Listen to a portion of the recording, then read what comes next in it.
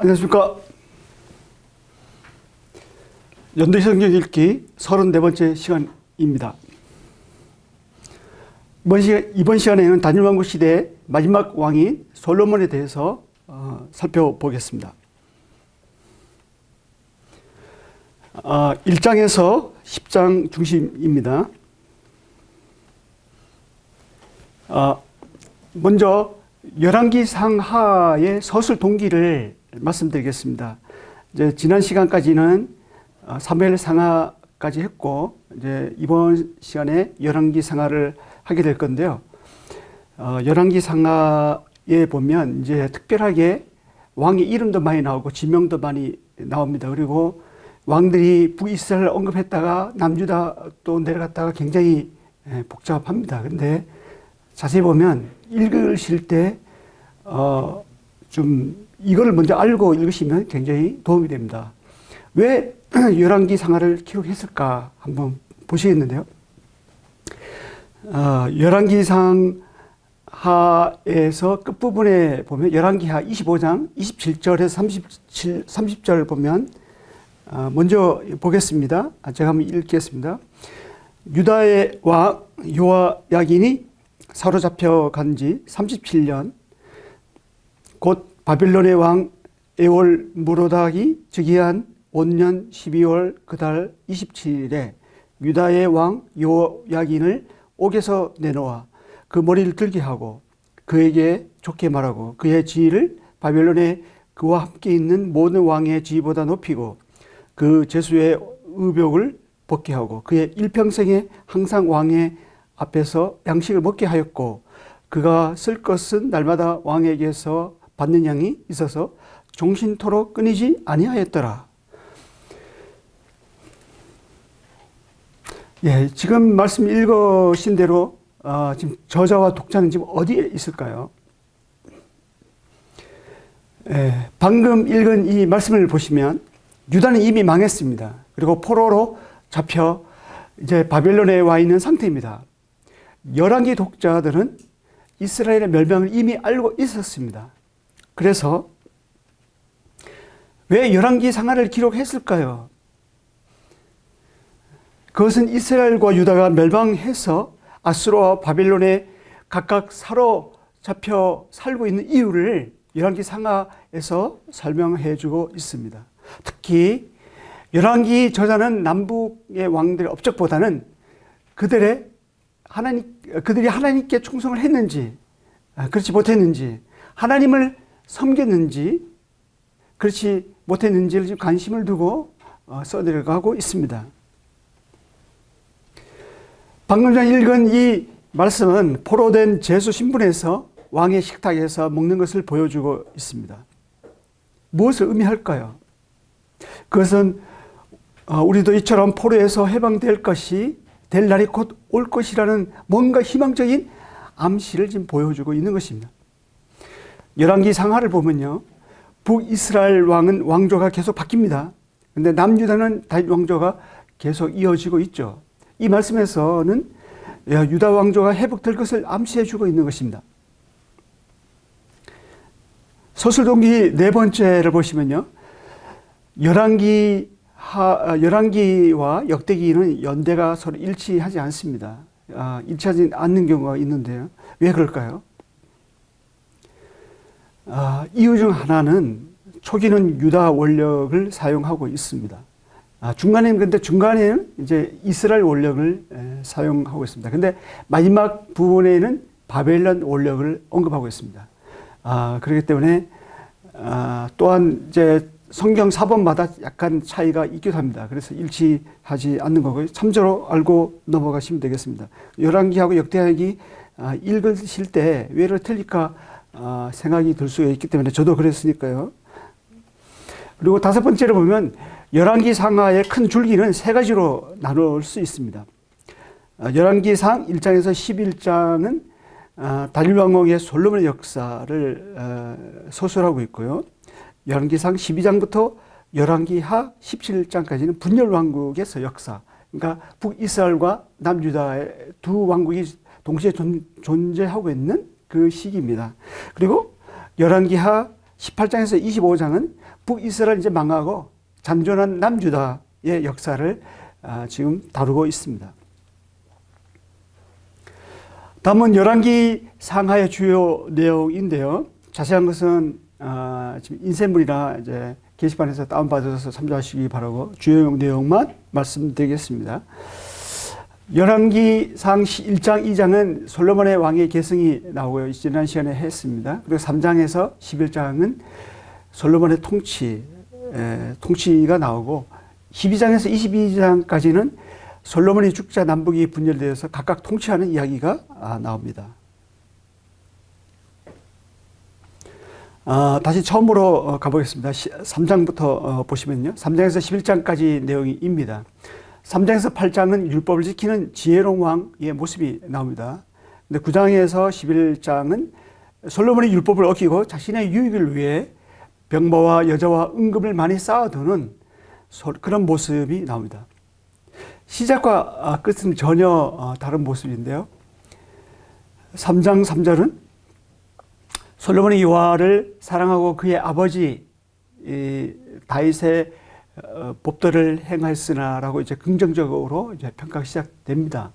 하지만 11장 6절에 와서는 솔로몬이 여호와 앞에서 악을 행하여 그의 아버지 다윗이 여호와를 온전히 따름같이 따르지 아니하였다라고 끝에는 이제 부정적인 평가가 나옵니다. 이 과정에서 여러 명의 이방 아내들이 결정적인 역할을 하게 되죠. 솔로몬의 큰 업적 가운데 하나는 예루살렘 성전 건축이라고 할 수 있습니다. 이외에도 많은 건축물을 이제 여기저기 지었는데요. 한마디로 솔로몬의 일평생에 한 일이 건물을 짓다가 다 세월을 보낸 것 같아요. 마치 보면 일에 북쪽 지파들을 이제 동원했습니다. 북쪽 지파들은 자기들이 부당하게 대우받고 억압받는다고 생각을 했습니다. 그래서 솔로몬이 죽자 왕국이 남북으로 갈라지는 원인이 됩니다. 나중에 다시 설명드리겠습니다만, 물론 더 근본적인 원인은 솔로몬이 이방 여인들을 아내로 많이 두게 됨으로 해서 노년에 그들이 유혹에 넘어가 우상 숭배에 빠진 것에 있습니다. 그리고 12장에서 22장 내용인데요. 북이스라엘 첫 번째 왕이 여로보암은 이제 남북 경계 지역인 베델과 또 북쪽 위에 있는 단의 예루살렘에서 견줄만한 예루살렘 성전과 견줄만한 그런 성전을 짓습니다. 그리고 황금 수소 모양의 수소 모양으로 하나님을 섬기게 합니다. 성경은 이것을 여로보암의 죄라고 기록하고 있습니다. 여로보암 이후 북이스라엘은 바알 종교를 공개적으로 장려했습니다. 오므리 왕조에서는 바알 숭배를 국고로 채택할 정도였으니까요. 그리고 가나안 원주민과 타협을 했습니다. 심지어 아합은 사마리아에 바알 신전을 세우는 데까지 이르게 되죠. 이 엘리야 선지자는 바알과 맞서 싸웁니다. 물론 엘리야가 좀 절망하기도 하지만 하나님으로부터 세움을 받아서 세움을 받고 또 끝부분에는 두각을 나타내죠. 결국 이스라엘은 여로보암의 죄와 바알 숭배의 죄를 짓다가 마침내 쇠퇴해가는 역사를 다루고 있습니다. 다음은 이제 보실 건 솔로몬의 통치를 3장에서 11장 내용을 지도를 따라서 한번 가보겠는데요. 3장은 3장은 첫 절부터 애국왕 바로의 딸과 정략적인 결혼을 하는 내용이 나옵니다. 뭔가 부정적인 결론을 암시하는 서막 같은데요. 이어서 솔로몬이 기브온 산당에서 제사를 하러 갑니다. 당시는 각 지역 높은 곳에 있는 산당에서 제사를 드렸는데요. 나중에는 이곳이 우상 숭배의 근원지가 됩니다. 솔로몬이 기브온 제단에서 1000번제를 드리게 되죠. 꿈에 이제 하나님께서 내가 내게 무엇을 줄고 넌 구하라고 이제 하십니다. 솔로몬은 백성을 재판할 때 선악을 분별하는 지혜를 구합니다. 솔로몬이 구하는 내용이 마음에 하나님은 들죠. 그래서 구하지 않은 부귀와 영광도 덤으로 주십니다.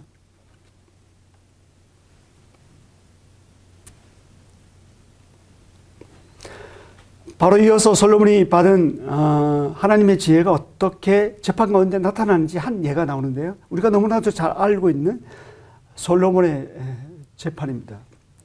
두 여인이 와서 자기 아들을 가지고 서로 내 아들이라고 하는 그 재판입니다. 이것은 뭐 말씀 따로 안 드려도 우리가 잘 아시기 때문에 넘어가겠습니다. 사장은 솔로몬의 신하들과 이제 행정 체계를 설명하고 있습니다. 솔로몬은 12구역으로 나누고 이들을 하나의 국가로 묶었습니다.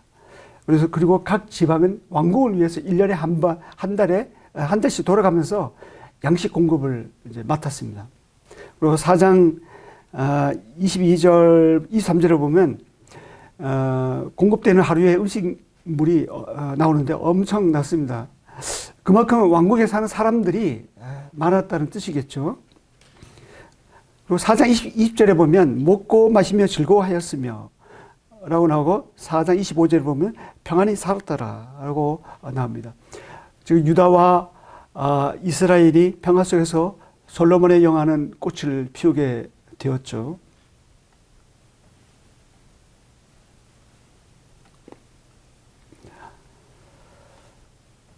그리고 4장 29절 3, 4절에 보면요.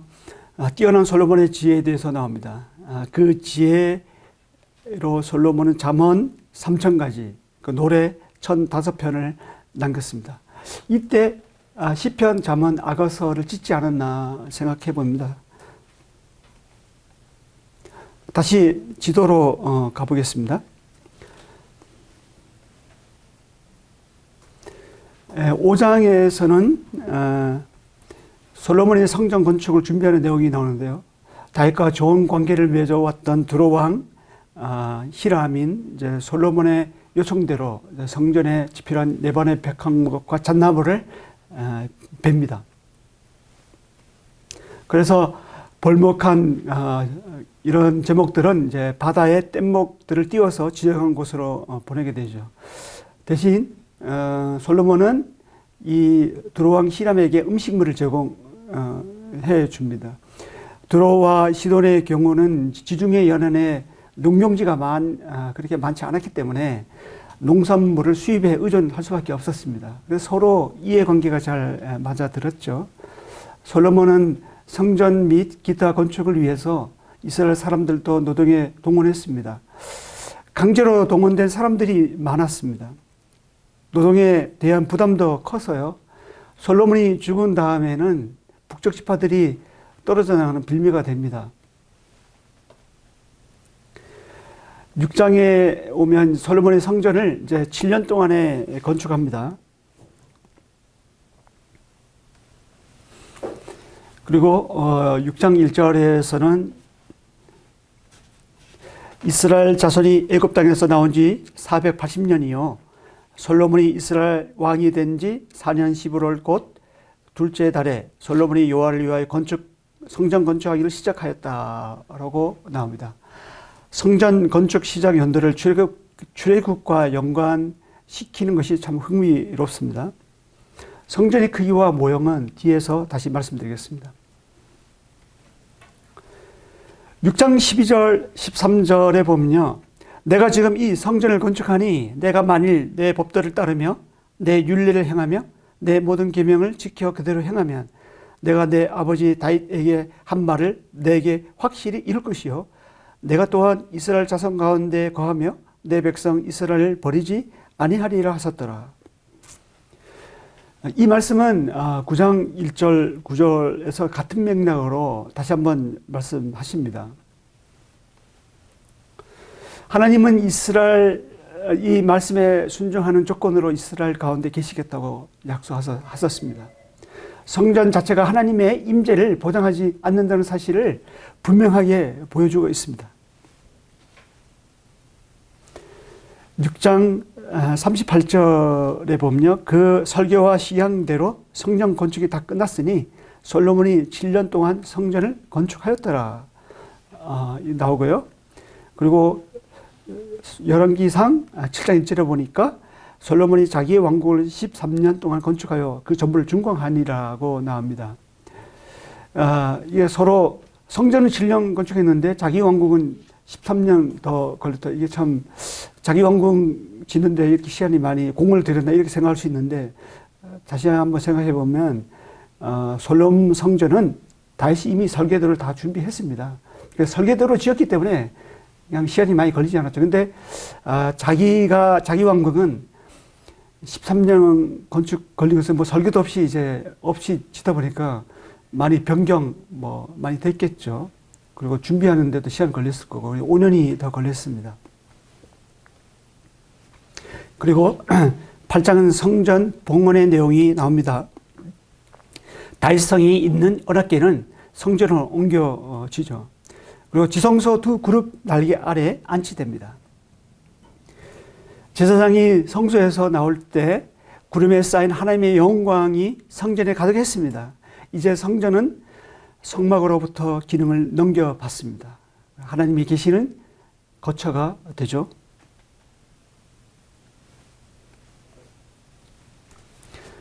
아, 8장 14절에서 61절에는요. 솔로몬의 연설과 봉헌 기도가 나옵니다.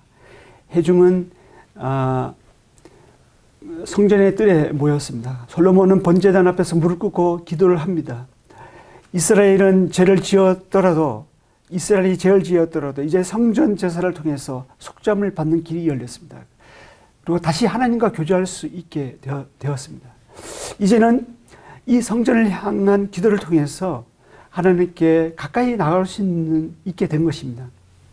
그래서 다니엘이 이처럼 예루살렘 성전을 향하여 하루 3번씩 기도했습니다.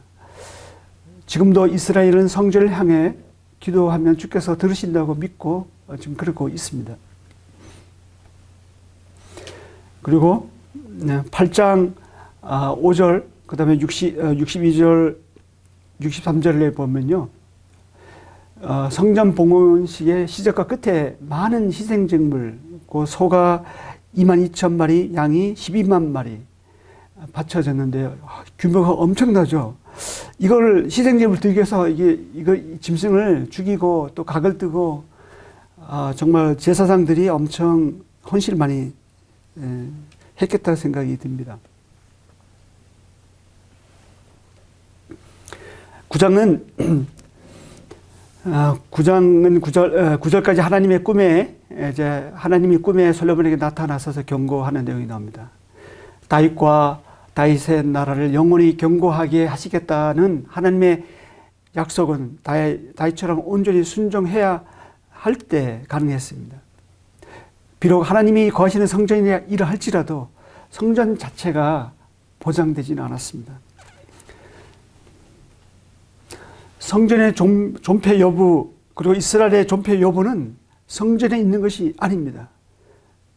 어디에 있을까요? 율법을 순종하는 것에 있다는 것을 보여줍니다.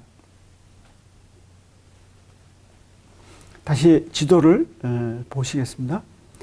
9장 10절에서 28절에서는 이제 솔로몬이 업적이 소개됩니다. 많은 건축물이 지어졌습니다. 이를 위해서 많은 역군들이 동원됐겠죠. 특히 솔로몬은 바다에 익숙한 도로 사람의 도움을 받습니다. 그리고 엘론 근처, 홍해 제일 아래, 에시온 개별 제일 아래에 있는데요. 엘론 근처의 에시온 개별에서 배들을 지었습니다. 배들을 지었다는 것은 해에서 상품 실어 나를 정도로 무역이 활발히 이루어졌다는 뜻이겠죠. 10장에서는 스바 여왕이 여기 홍해 에시온 개별에 아주 한참 밑에 있는 나라인데 스바 여왕이 솔로몬을 찾아와서 금, 보석, 그 각종 선물을 이제 솔로몬한테 합니다. 그리고 스바는 남부 아라비아 지역에 있는 왕국으로 보이는데요. 굉장히 먼 거리에서 솔로몬의 지혜와 부와 명성을 듣고 찾아와서 직접 눈으로 확인하고 갑니다. 10장 14절에서 29절까지는 솔로몬의 부유함에 대해서 나옵니다. 솔로몬 시대에 은을 돌같이 흔하게 여겼다고 나오고요. 백항목을 평지에 뽕나무같이 많을 정도로 그의 부유함이 어느 나라 왕보다 컸음을 알 수가 있습니다. 그리고 10장 22절에서는 다시스 배들을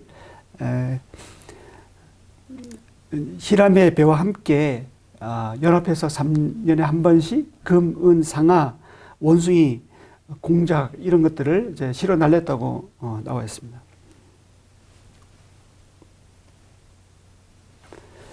그리고 10장 28절 29절에서는요. 애굽에서 말과 병거를 수입하는 내용이 나옵니다. 당시 블레셋 사람들이 우세했던 것은 이 병거 때문이었습니다. 말이 끄는 병거를 두었다는 것은 그만큼 솔로몬이 부유했다는 사실을 입증합니다. 그 11장에서는 이제 솔로몬이 많은 이방 여인들을 아내를 두어서 그들이 결국 솔로몬의 마음을 돌려 하나님을 떠나게 합니다. 이러한 솔로몬의 타락은 이스라엘 역사의 비극점의 시작이 됩니다. 그리고 11장 14절부터는 이제 솔로몬의 타락으로 태평 시대는 이제 끝났음을 보여줍니다. 예전에는 대적들이 없었지만 이제 대외적으로 대적들이 이제 고개를 들기 시작합니다. 대외적으로는 하나님이 에돔인 하닷을 솔로몬의 대적이 되게 하셨습니다. 예전에는 다윗이 에돔을 진멸할 때 당시 어린 왕자였던 하닷이 애굽에 망명했습니다. 다윗과 요압이 죽게 되자 솔로몬의 통치 초기에 귀국하게 됩니다. 솔로몬의 일평생에 하닷은 솔로몬에게 가시와 같은 존재였습니다. 하나님은 또 다메섹 이제 시리아 쪽인데요.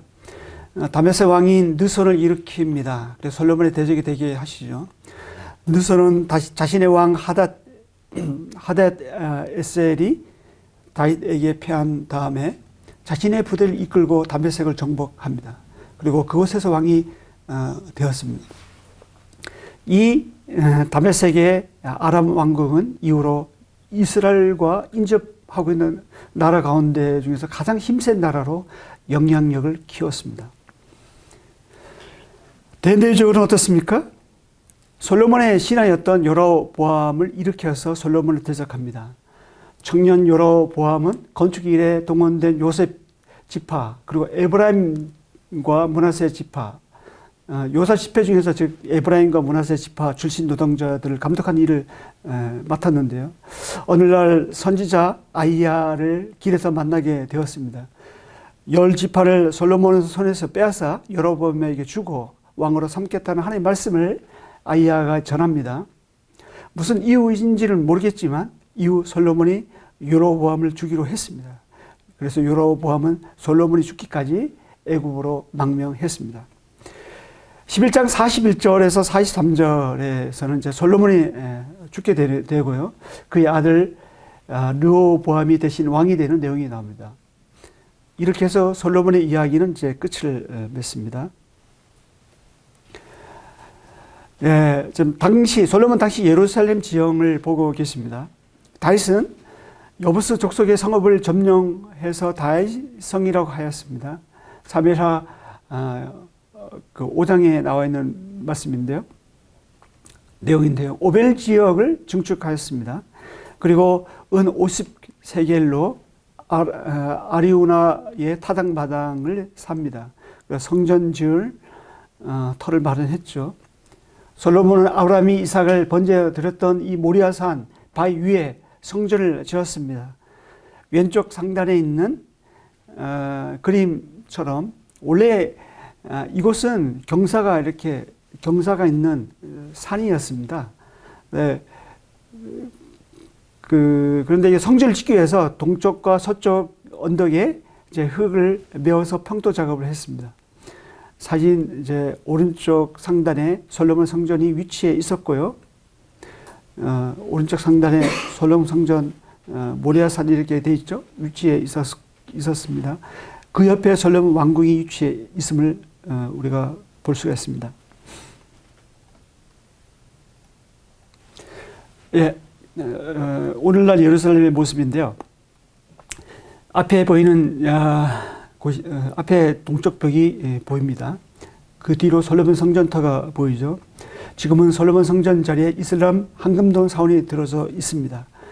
최근에 유대인들이 이 솔로몬 성전터 자리에 제3의 성전을 짓는다고 학수고대하고 있습니다. 모든 준비가 지금 끝난 상태입니다. 성막과 솔로몬 성전 평면도를 보고 계시는데요. 열왕기상 6장 7장에 나오는 치수를 이제 솔로몬 성전에 대해 치수가 나옵니다. 이 치수를 평면도로 옮겨 보면 보신 바와 같습니다. 아래쪽이죠. 아래쪽 솔로몬 성전 평면도. 솔로몬 성전을 광야 성벽에 비교해 보면 크기가 딱 2배 됩니다. 실제로 이 치수를 이렇게 해보니까 거의 딱 2배가 나오더라고요. 솔로몬의 성소, 지성소가 광야의 성벽 딱 2배로 이제 보고 계시죠. 나머지는 성경 말씀을 보시면서 평면도를 참조하시면 도움이 되실 것입니다.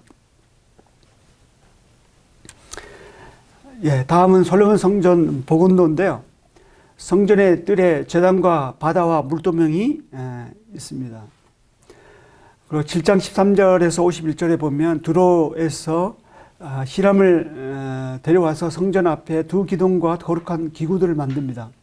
특이할 점은 출애굽기 31장에서 부살렐은 하나님의 신이 충만한 가운데 성막을 지었습니다. 그런데 여기서 히람은 혼혈인데다가 하나님의 신으로 충만하지 않은 상태에서 성전을 지었습니다. 아무튼 바다는 직경이 5m. 이제 어제 지난 시간에 이제 말씀드렸죠. 한 규빗을 남자의 팔꿈치에서 손끝이라 하면 뭐 45에서 50cm 되겠지만 우리가 평균 한 50cm로 저는 잡고 설명드립니다. 예, 성경에는 뭐 몇 굽이 나오는데 그걸 지수로 환산하면 바다는 5m, 높이는 2.5m, 굉장히 크죠. 밑에는 소 12마리가 한 면에 3마리씩 받쳤습니다. 왼쪽 상단에 그림으로 보고 계시죠. 그리고 물두멍이 이제 왼쪽에 5개, 오른쪽에 5개 이렇게 나와 있는데요.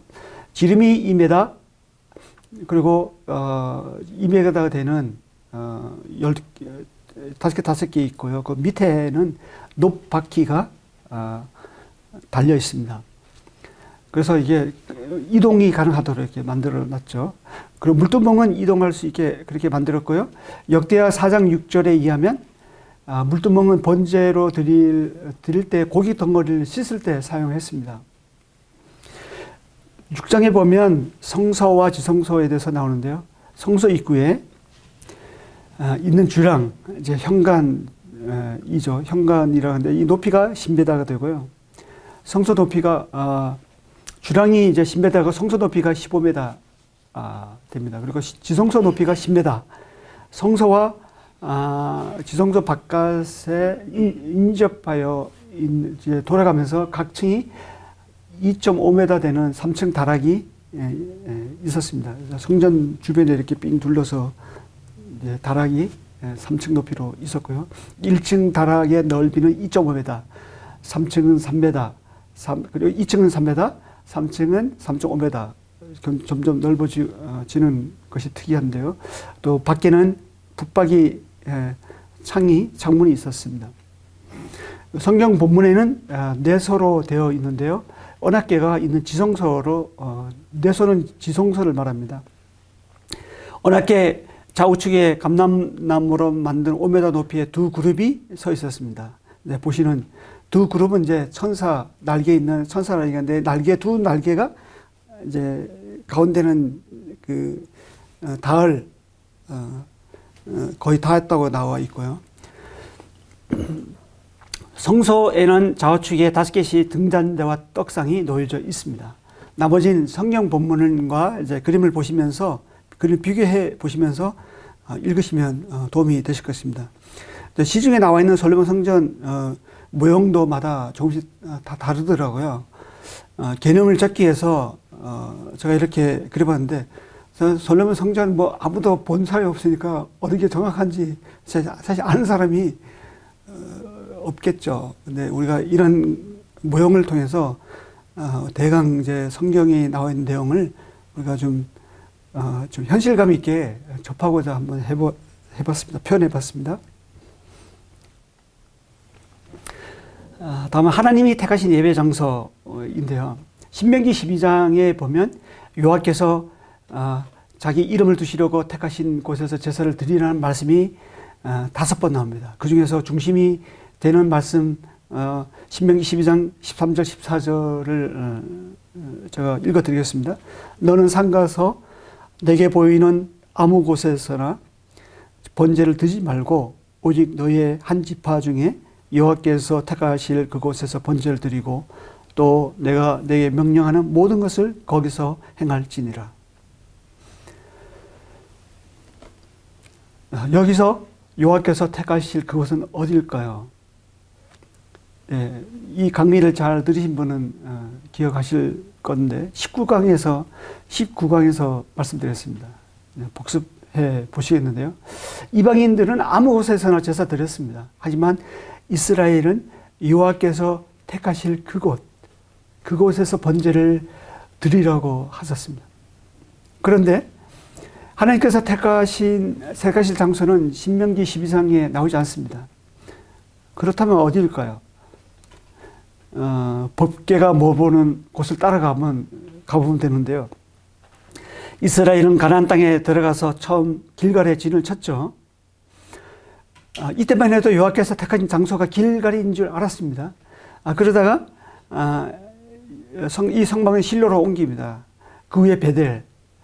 그러다가 다윗이 오면서 이제 예루살렘으로 법궤는 이동하게 되죠. 그리고 솔로몬이 성전을 지으면서 최종적으로 이 언약궤 이 법궤는 이제 솔로몬 성전 지성소에 안착이 됩니다. 따라서 신명기 12장에 언급한 하나님의 택하실 그곳이 열왕기상 8장 16절 또 20절에서 21절 9장 3절 또 역대하 6장 5절 6절에 의하면 예루살렘이라는 것을 알 수가 있습니다. 대표적으로 역대하 6장 5절 6절을 한번 제가 보겠는데요.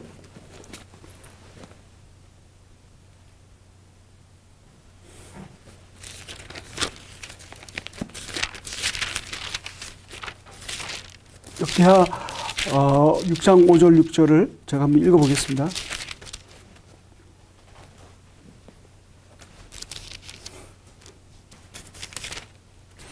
내가 내 백성을 애굽 땅에서 인도하여 낸 날부터 내 이름을 둘 만한 집을 건축하기 위하여 이스라엘 모든 지파 가운데서 아무 성읍도 택하지 아니하였으며 내 백성 이스라엘의 주권자가 될 사람을 아무도 택하지 아니하였더니 예루살렘을 택하여 내 이름을 거기 두고 또 다윗을 택하여 내 백성 이스라엘을 다스리게 하였노라 하신지라. 이 말씀, 방금 전에 제가 읽어드렸던 이 말씀대로 이스라엘에 있어서는 성전이 중요한 장소입니다. 이스라엘 땅은 하나님께서 택하신 곳에서 그 중에서도 택하신 그 예루살렘, 그 중에서도 예루살렘 중에서 하나님의 법궤가 있는 성소. 그래서 이스라엘에게는 이 예루살렘이 굉장한 성전이 중심으로 모든 것이 이렇게 자리 잡게 된 거죠. 성전은 하나님이 임재하시고 거하시는 거처입니다. 그래서 중요한데요. 8장 10절 11절에 보면 구름이 여호와의 성전에 가득하매 이는 여호와의 영광이 여호와의 성전에 가득함이었더라고 나옵니다. 솔로몬은 하나님의 임재를 입체적으로 경험한 사람입니다. 그런데 그런 사람이 타락했다는 것이 참 아이러니합니다.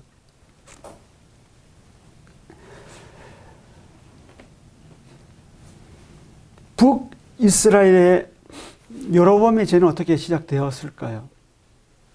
하나님의 택하신 장소가 아닌 베델과 단을 자기 마음대로 임의 장소로 정했습니다. 그리고 그곳에 금송아지를 만들어 놓고 제사를 드렸죠. 이것이 북이스라엘이 멸망하게 된 시작점이 되었습니다. 제가 좀 전에 배경을 설명드리고 북이스라엘이 왜 베델과 단에 이 금송아지를 지음으로 해서 멸망하게 되는지 이제 확실히 하게 이해가 되실 것입니다. 신약에 와서 예배는 어떻게 달라졌을까요? 예수님께서 사마리아 여인에게 다음과 같이 말씀하셨습니다. 예수께서 이르시되, 요한복음 4장에 있는 말씀인데요. 예수께서 이르시되, 여자여 내 말을 믿으라. 이 산에서도 말고 예루살렘에서도 말고 너희가 아버지께 예배할 때가 이르리라. 아버지께 참되게 예배하는 자들은 영과 진리로 예배할 때가 오나니 곧 이때라. 아버지께서는 자기에게 이렇게 예배하는 자들을 찾으시느니라. 하나님이 영이시니 예배하는 자가 영과 진리로 예배할지니라. 예수님이 오신 후에는 예배의 모습이 완전히 바뀌었습니다. 하나님은 구약에서처럼 어떤 특정한 장소에 거처를 주시고 예배를 받으시지 않으십니다. 이제는 신약에서는 예수님이 친히 성전이 되어 주셨죠. 그리고 성도는 성령의 전이 됩니다. 이제는 어느 곳이든 영과 진리로 예배하는 곳이 예배소입니다. 지금 바로 방송을 보고 계신 여러분도 지금 예배하고 있는 것이죠. 성령이 주관하고 인도하는 그 예배, 말씀이 충만하는 예배, 이 예배가 신약교회의 예배의 모습입니다.